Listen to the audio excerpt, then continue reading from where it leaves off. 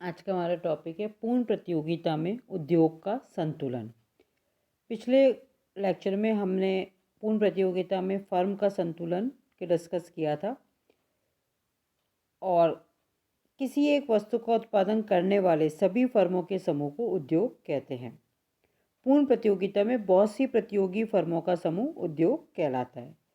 अल्पकाल में उद्योग का संतुलन। एक उद्योग उस समय अल्पकाल में संतुलन की स्थिति में होता है जब अल्पकाल में उसका उत्पादन स्थिर हो जाता है तथा उसमें परिवर्तन की कोई शक्ति क्रियाशील नहीं रह जाती। चूँकि उद्योग का उत्पादन सभी फर्मों के उत्पादन का योग होता है, अतः यह स्थिर तब होता है जब अल्पकाल में फर्मों का उत्पादन स्थिर हो जाए। अल्पकाल में भी फर्मों का उत्पादन तब स्थिर होता है जब वे सभी फर्में अल्पकालीन संतुलन की स्थिति में हो, और ऐसा तब होता है जब फर्मों की सीमांत लागत और सीमांत आगम दोनों बराबर बराबर हो। अर्थात निष्कर्ष के रूप में हम ये कह सकते हैं कि अल्पकाल में उद्योग में लगी सभी फर्में संतुलन की स्थिति में होती हैं, तब उद्योग भी अल्पकालीन संतुलन की स्थिति में होता है। अल्पकाल में एक फर्म संतुलन की स्थिति में असामान्य लाभ, सामान्य लाभ और सामान्य हानि उठाती हुई हो सकती है।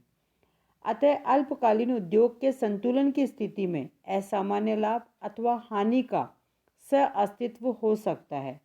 उद्योग की सभी फर्मों को अल्पकाल में केवल सामान्य लाभ ही प्राप्त होता हो तो यह उद्योग के पूर्ण संतुलन की स्थिति होती है, जो केवल सहयोगी होता है। उद्योग के अल्पकालीन संतुलन की स्थिति में उद्योग की अल्पकालीन कुल मांग और कुल पूर्ति बराबर होती है। तो यहाँ उद्योग की कुल मांग और कुल पूर्ति जो कि हमने ग्राफ में शो करी हुई है, और उस ग्राफ के अनुसार उद्योग में कुल मांग और कुल पूर्ति के द्वारा ई बिंदु जो संतुलन बिंदु है वो डिसाइड होता है। और यहाँ पर प्राइस OP है जिसे फर्म दिया हुआ मानती है। तो यहाँ सामने जो फर्म का ग्राफ है उसमें P हमने एक लाइन खींची हुई है, AR बराबर MR, और उस पर 3 कंडीशन दिखाई हुई है, SAC1, SAC2 और SAC3। ये एवरेज कॉस्ट कर्व है और एक हमारा मार्जिनल कॉस्ट कर्व है। तो फर्में अल्पकालीन स्थिति में एबनॉर्मल प्रॉफिट, नॉर्मल प्रॉफिट और हानि उठाती हुई हो सकती है। चित्र में फर्म E1 बिंदु पर संतुलन की स्थिति है, क्योंकि इसी बिंदु पर फर्म का MR और MC दोनों बराबर है।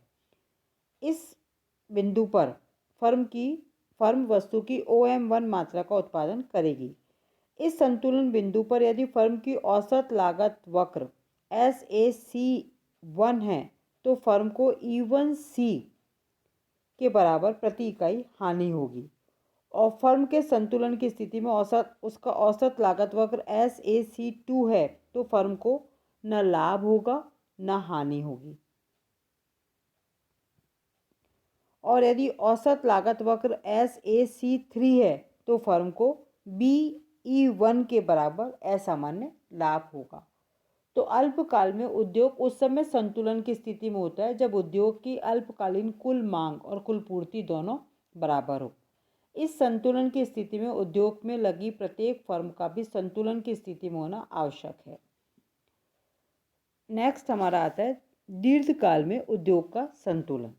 तो दीर्घकाल में उद्योग के संतुलन केवल सामान्य लाभ होता है। दीर्घकाल में उद्योग को न असामान्य होता है न हानि होती है, जैसा अल्पकाल में हमने पढ़ा था फर्म का सेम वैसे ही होता है, जो कि ग्राफ से हमारे डिसाइड हो रहा है कि LAC और LMC कॉस्ट कर्व है, AR और MR हमारा डिमांड कर्व है।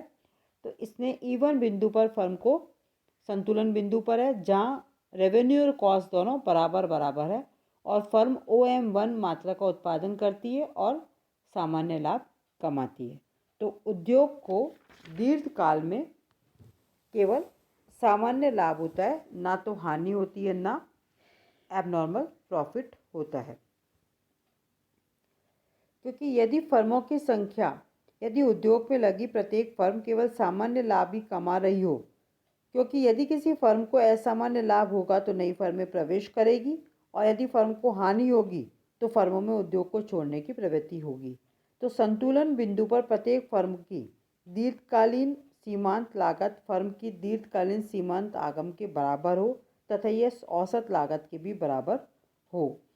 तो LMC बराबर LMR बराबर LAR बराबर LAC की स्थिति होनी चाहिए, यानी रेवेन्यू बराबर कॉस्ट होना चाहिए, तो सामान्य प्रॉफिट होगा। तो ये हमारा पूर्ण प्रतियोगिता का चैप्टर ख़त्म। परफेक्ट कंपटीशन मार्केट का पहला चैप्टर है और काफ़ी इम्पोर्टेंट चैप्टर है ये। आज के लिए यहीं।